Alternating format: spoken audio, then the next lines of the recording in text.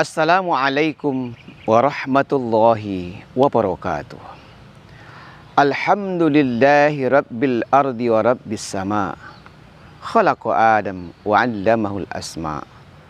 Wa asjada lahu malaikatahu wa askanahu jannata darul baqa.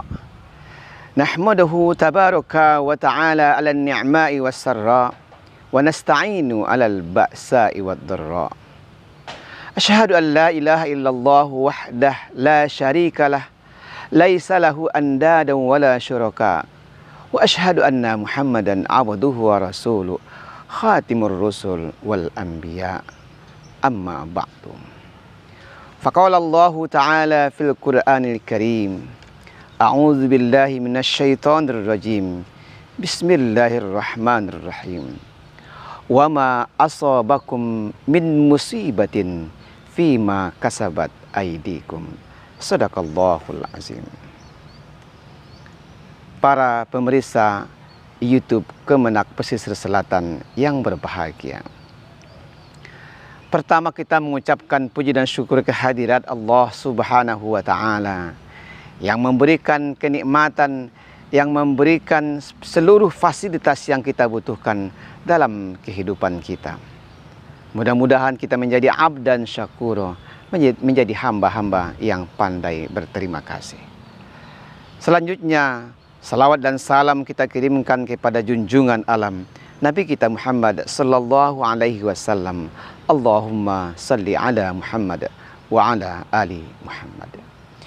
Pada pertemuan kali ini, dalam agenda Limit Senja Kemenak Pesisir Selatan, kita akan membahas sebuah tema berpikiran positif terhadap ujian dan cobaan.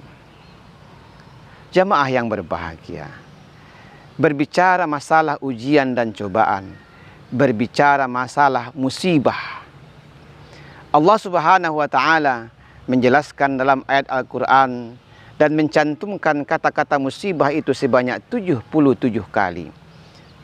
Dan kata-kata musibah disebutkan secara khusus sebanyak 10 kali. Begitulah kehidupan kita senantiasa berjalan. Ada musibah, ada bencana, dan juga ada kesenangan, ada berupa kenikmatan. Kedua-duanya akan berjalan secara bersamaan. Tergantung kepada kita bagaimana menyikapi sebuah musibah itu. Yang jelas, Allah Subhanahu wa Ta'ala menciptakan kita sesuai dengan standarisasi yang Allah tetapkan. Dan Allah Subhanahu wa Ta'ala telah memberikan kepada kita seluruh fasilitas untuk memakmurkan dan untuk mencapai ridhonya Allah Subhanahu wa Ta'ala. Tergantung kepada kita mampu menggunakan fasilitas itu atau tidak. Jamaah yang berbahagia, menyikapi terhadap masalah musibah yang terjadi pada hari ini di kabupaten kita, Kabupaten Pesisir Selatan, yang menjelang ibadah puasa kemarin terjadi bala bencana. Diberikan ujian berupa banjir dan longsor, menewaskan 30-an orang lebih, dan kerugian secara materi yang tak terhitung. Namun Allah Subhanahu wa Ta'ala telah menjelaskan dalam ayat Al-Quran, allazina iza asabathum musibah qalu inna lillahi wa inna ilaihi raji'un. Bahwa kata kunci dari semua musibah dan bencana itu adalah inna lillahi wa inna ilaihi raji'un. Jamaah yang berbahagia, lalu bagaimana kita menyikapi musibah yang terjadi ini? Yang pertama, bahwa musibah yang terjadi itu karena ulah tangan manusia. Itu yang konsep yang pertama. Dan itu harus kita sadari. Ketika terjadi sebuah bencana, jangan kita menyalahkan dulu siapa-siapa. Jangan menyalahkan iklim. Walaupun memang curah hujan yang begitu deras, namun Allah Subhanahu wa Ta'ala memberikan statement kepada kita bahwa musibah itu terjadi karena ulah tangan manusia. Wa ma asabakum min musibatin fima kasabat aidikum. Dan tidaklah terjadi sebuah bencana kecuali karena tangan kalian sendiri. di surah Asy-Syura ayat yang ke-30. Kemudian sudah Ar-Rum dikatakan, zaharal fasadu fil barri wal bahri bima kasabat aydin nas liyuziqahum ba'dallazi amilu la'allahum yarji'un. Telah nampak kerusakan di darat maupun di laut karena ulah tangan manusia, supaya mereka merasakan dari sebagian apa yang mereka perbuat agar mereka kembali. Jemaah sekalian, Abu Ja'far Jarir At-Tabari mengatakan bahwa musibah dalam konsep ini, dalam ayat ini, beliau katakan berupa hukuman dari Allah Subhanahu wa taala. Kenapa ada hukuman? Karena ada action, ada tindakan yang kurang tepat. Mungkin boleh jadi telah terjadi illegal logging, telah terjadi penebangan hutan secara serampangan, sehingga menyebabkan ekosistem alam ini berubah secara drastis, yang mengakibatkan setiap ada fenomena alam membuat kita ditimpa bencana, ditimpa musibah. Maka pertama yang harus kita sikapi adalah jangan berpikiran negatif kepada Allah Subhanahu wa taala atas semua bencana atau mungkin persoalan yang kita hadapi. Ingat, itu terjadi karena ulah tangan manusia itu sendiri. Yang kedua, bahwa musibah itu terjadi atas izin Allah Subhanahu wa taala. Ma asaba min musibatin illa biiznillah. Tidaklah terjadi sebuah bencana kecuali atas izin Allah. Jemaah yang berbahagia, keberadaan kita di atas bumi ini adalah atas izin Allah. Terjadinya kita dan hidupnya kita di atas permukaan bumi adalah atas izin Allah.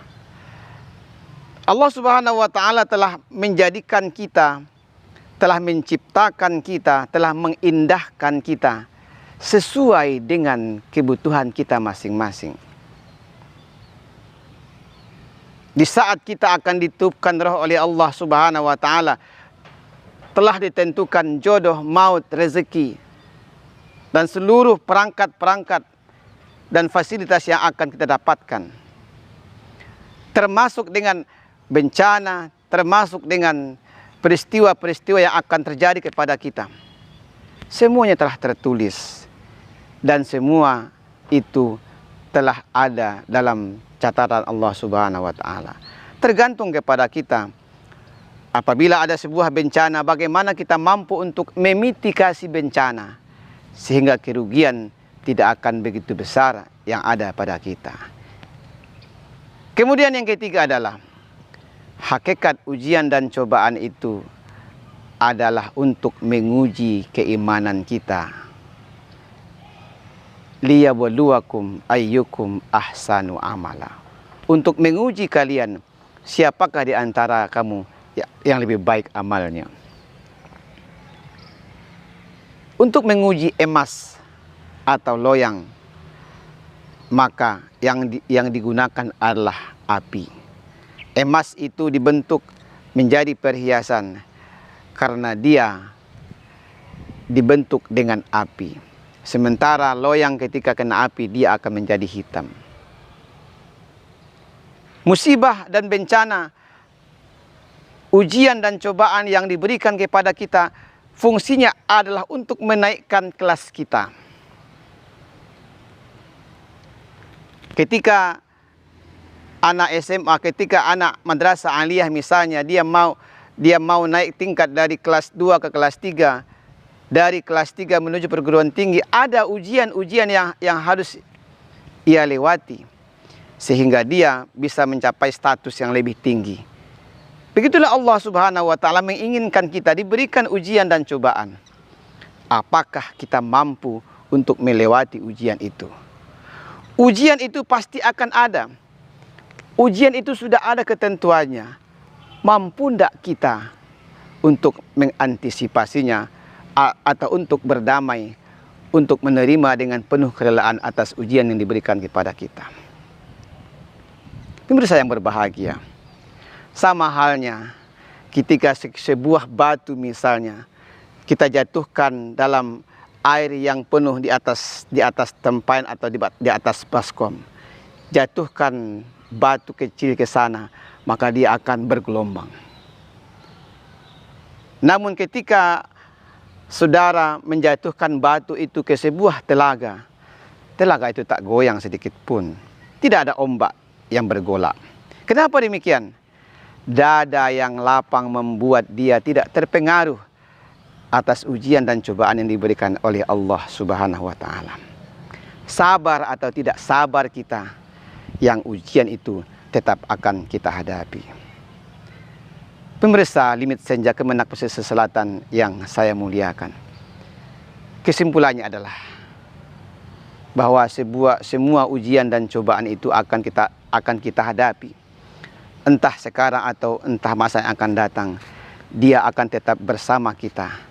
Tergantung kepada kita bagaimana kemampuan kita menyikapi, kemudian merelakan atas semua yang terjadi.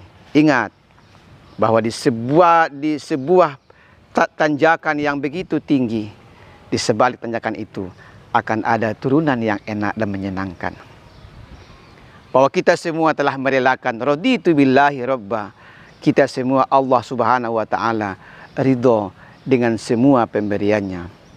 Dengan keikhlasan kita menerima musibah ini, dan tentunya kepada sanak famili kita yang hari ini tidak diberikan bencana, kita memberikan bantuan kepada sanak saudara kita yang diberikan ujian oleh Allah Subhanahu wa taala, sehingga mampu meringankan beban, baik beban psikologis maupun beban material yang mereka hadapi. Semoga Allah Subhanahu wa taala menjauhkan kita dari semua bala dan bencana, dan andai pun itu terjadi tak dapat kita elakkan, kita diberikan kesabaran dan kerelaan dari Allah Subhanahu wa taala. Demikian, terima kasih, banyak maaf. Billahi taufiq wal hidayah. Wassalamualaikum warahmatullahi wabarakatuh.